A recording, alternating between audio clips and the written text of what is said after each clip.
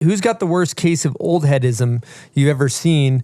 And maybe, quick synopsis of what old headism is. All right, let me rewind to last time, the first time I was on this show talking about old heads. I never had any names in mind. I was just looking at the industry as a whole, seeing some other riders years ago getting paid at younger ages, and then some of my friends, like Cooper Whittier, for instance, who had amazing footage in Video of the Year for a couple consecutive years, and I was just hoping to help those guys get their checks as well.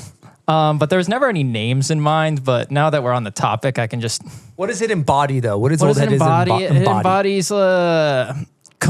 I guess the number one thing would be like complaining about cool opportunities, like complaining about getting to go to Hood with a sponsor and stuff because your normal life is too hectic and you can't fit it into your schedule. So we'll throw you under the bus, Chris, but you've done a great evacuation plan with this podcast. Thank you. I appreciate it. I wish I could deny it. And you're still out there. I wish I could deny it, but sometimes you got to take it on the chin. I'm also seeing a young head spark come back, maybe. I have fallen back in love with snowboarding, so maybe I could work my way.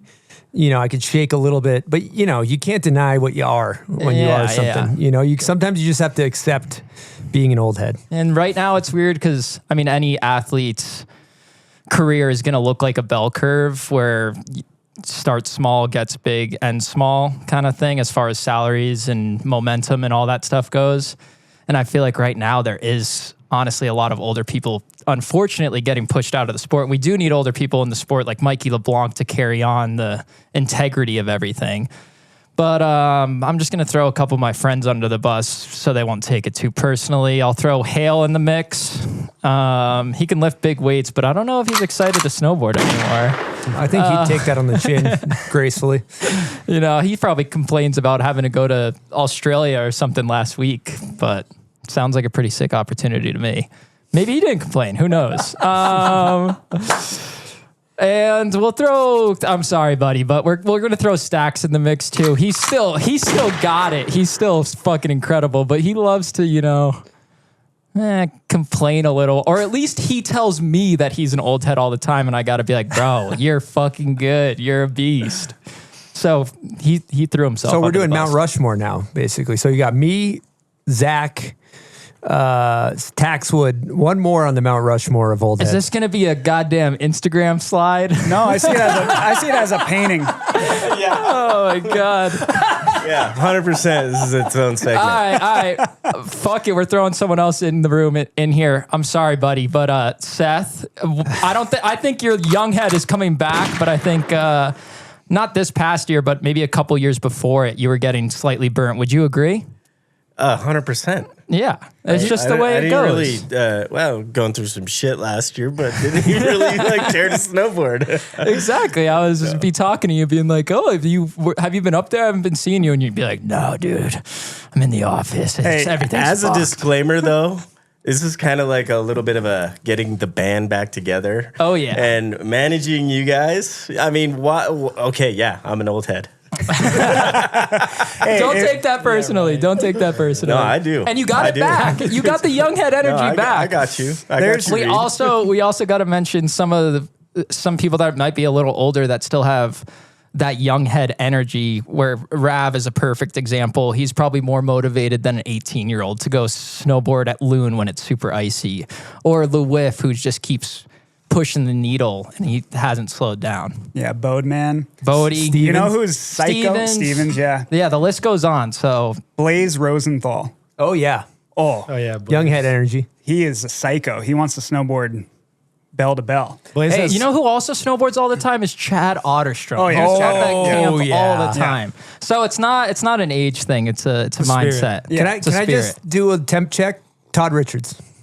I don't know Todd enough. I've talked to him in person just a couple times, so I'm gonna need a better read. Yeah, he's an old head. Todd's been a fucking old head since he left the East Coast.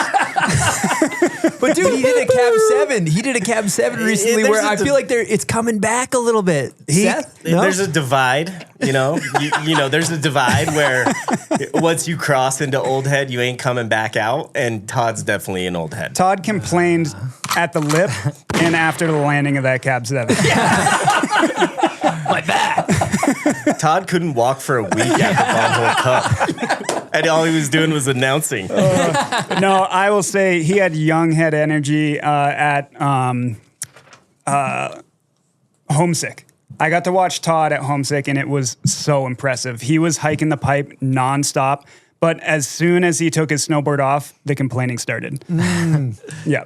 Well, one of the things we've talked about too, early onset old head, if you're checking out your friends, like keeping tabs on them, golfing is definitely a sign of early onset old head. All right. And you got some friends, Robbie Meehan's been Brett swinging them. Kulas. Yeah, they're obsessed with golf. I was talking, actually, I'm not going to put him on blast, actually. Why not? No, because I was asking Robbie if he liked golf or snowboarding more, and he was like, I might like golf more nowadays, bro. It's just like, he's like, I don't have to scare myself. Like, I get a lot of satisfaction after getting a good shot. Like, he's like, snowboarding's great. It's the best feeling in the world, but it's scary, bro. Like, but the symptoms are real. Yeah.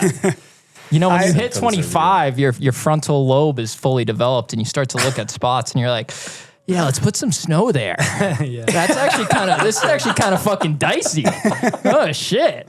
Where if I was 20, I'd be like, yeah, we're good. Press the fucking red button. Let's get it. Hey, in Seth's defense and my own defense, I definitely have had my moments of old head. No, Pat, you're an bullshit. old head. Yeah, 100%. But you can't have a career. You can't spend 25, 30 years in anything and not go through a period of time where you're not jaded. Like, for sure. It's impossible. All you got to do is start taking up BMX jumping at 37. No, it's just the natural progression of everything. It's just the way it goes. But then it is cool to see some old heads get the young head spark again. Oh, it comes back. Looking at you, Chris. Oh yeah, dude, I fell in love. I fell back in love with snowboarding, dude. 100%. Bomb Hole Cup was like, God, it was so fun. It was fun to chuck carcass again, and the wisdom lies in like learning like when the day is. That's when you turn that spark on. You could be an old head, and then you're just like, yeah. There's about 5, maybe 6, 7 days if I connect a year. You're not keeping up. I've had some old head ass days where I'm just like, this fucking sucks. But it usually ends up, it's all about the crew that you're with, and then you see your friends starting to chuck ass, and you're like, I got to get them. Yeah. I got to go bigger. You know what I've experienced, in Rav, you could probably speak on this too, but I think when I was younger and we would film these tricks that I'm really proud of, that you would, kill yourself for an A grade, like the process to get that clip was like pretty tormenting. Like it was a lot of profanity, a lot of like slams, a lot of like not really enjoying the moment. And now I feel like when I go snowboard, I maybe do a lesser trick, but I'm just like, God damn, that felt good, and I really can look around and I'm really enjoying the experience of being in the mountains. And I feel like, Rav, you have a presence when you're in the mountains where you know where you are, you're taking it all in, you're living in the moment, which I don't think I did as much when I was getting A grades. I didn't, I'm probably just, I'm 35 on the old head tip conversation, but I feel like just being born like yesterday, like I feel like I had many years where I wasn't really enjoying myself as much as I could have been. But then, you just go through different eras of your career, and I was fortunate to like fall back in love with all of like everything about, just being in the mountains and that whole culture and lifestyle, and it makes it really easy now to wake up and go do this stuff, as opposed to like when you're just worried about like the final product of something like a video part or something like that. And you're always kind of looking to the future instead of just like being present and enjoying the day. We brought up Dan Animals earlier, but he was one of my teachers in that regard, because Dan was always, the last person to the van, moving super slow, but he just had this like calm about him. And when he strapped in, he got, insane shots. And I was always like manic, like just, I got to get a shot. I got to set, is it my turn yet? And then I'd get in the board, and then I wouldn't like, you get something, everyone's just like, all right, we'll keep moving, and as opposed to like Dan just kind of like, oh yeah, that looks pretty good. And he'll do something amazing. So, just like coming down to presence. I learned a lot from Dan in that regard. And now it's easy because, you know, out of all the things in the world that I could be doing, I'm like snowboarding and it's damn fine.